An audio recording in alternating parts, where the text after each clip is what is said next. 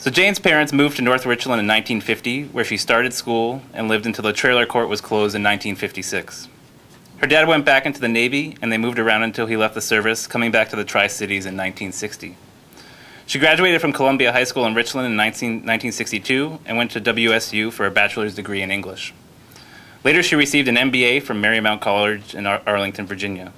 Currently, she is an almost retired stockbroker and has been writing poetry and prose since high school.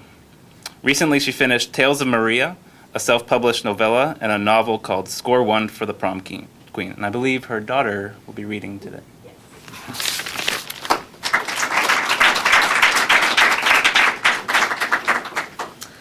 My mom couldn't be here tonight, and as most of you who have been to the Tri-Cities or grew up there know, sometimes the past doesn't always agree with our schedule. So she's stuck at home. She wanted me to bring this framed print. This was my Christmas present last year, which is a picture of a print of the poem that I'll be reading tonight, and a picture of kids laying in a ditch for an air raid. She's one of those children. This is why this is important to her, and I promised her I would bring it and set it here if anybody would like to look at that.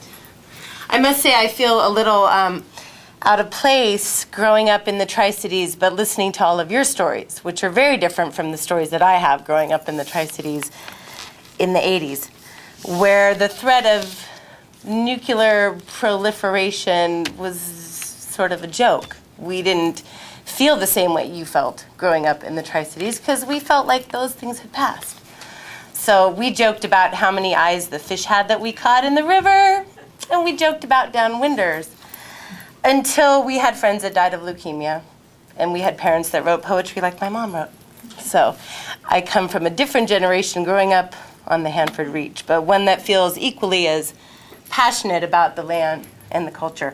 So the poem that I'm going to read that my mom wrote is called North Richland Childhood, and she wrote this probably 3 or 4 years ago.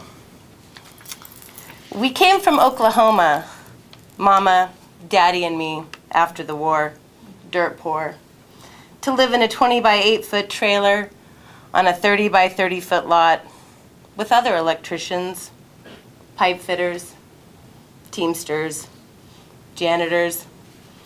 Proud to be part of this atomic business, living in the largest trailer court in the world, big enough to have our own ghetto. 2 blocks of dark, delicious smells. Frying fish, boiled greens, hot cornbread. Once a month, from the top of tall poles, warning sirens wailed. The children, black and white, raced past swings, monkey bars, the tetherball ring, to the sandy ditch behind John Ball Elementary.